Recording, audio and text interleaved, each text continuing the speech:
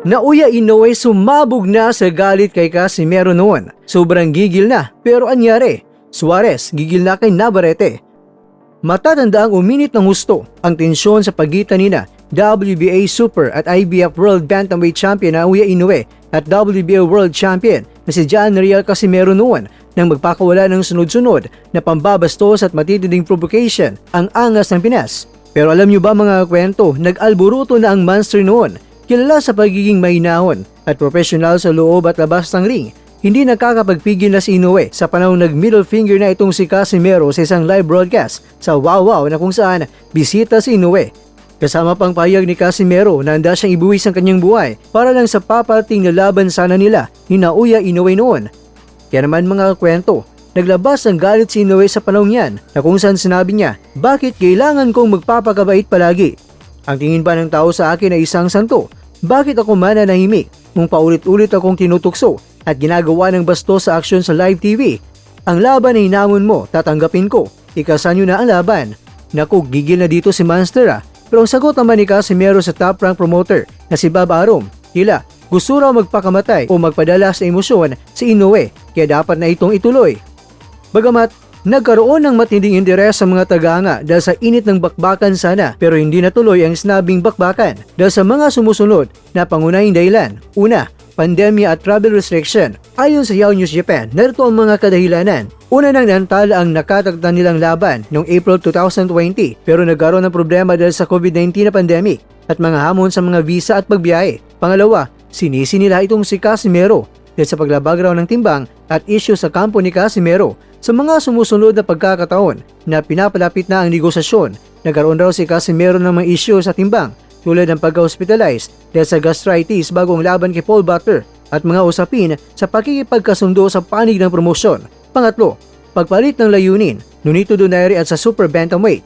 Sa halip na maghintay sa kawalan ng kasiguraduhan kay Casimero. Pangatlo, pagpalit ng layunin. Sa halip na maghintay sa kawalan ng kasiguraduhan raw kay Casimero, pinili raw ni Inoue na ikasa ang rematch kay Nonito Donaire Jr. para makuha ang WBC belt bago tuluyang sinakop at pinag-isa ang buong Bantamweight division laban niyan kay Paul Butler. Pero pagkatapos nito, umakyat na agad si Inoue sa Super Bantamweight class na kung saan patuloy siyang naghahari.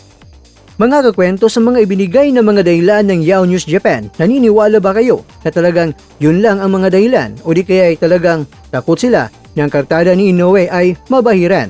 Samantala mga kakwento, muling pinatunayan ni Charlie Suarez na handa na siyang muling hamunin ng kampyonato matapos niyang pulubusin si Manuel Avila sa loob lamang na isang round sa ginanap na laban sa San Bernardino, California. Kailangan lamang ni Suarez ng kulang-kulang 3 minuto para tapusin ang laban na kung saan napilitan ng referee na si Ray Corona na itigil ang giyera na 29 seconds bago matapos ang unang round.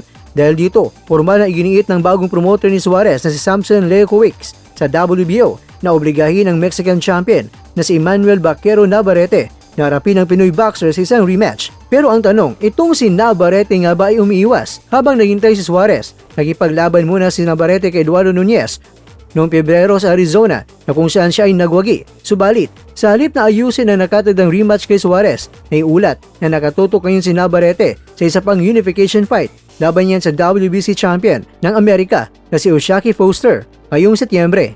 Mga kakwento, dahil magdidiwang na ng kanyang kaarawan itong si Suarez ngayong buwan ng Agosto, nagmamadali ang kampo ni Suarez na makuha ang nararapat na title shot habang nasa rurok pa siya ng kanyang lakas at karera. Kaya naman, Baquero, palag na!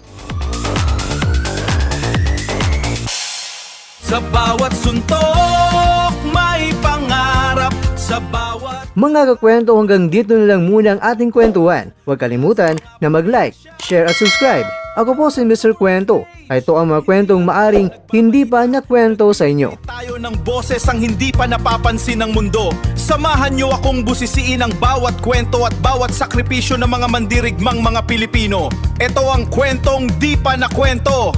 Pilipinas para sa mundo. Pilipinas para sa mundo.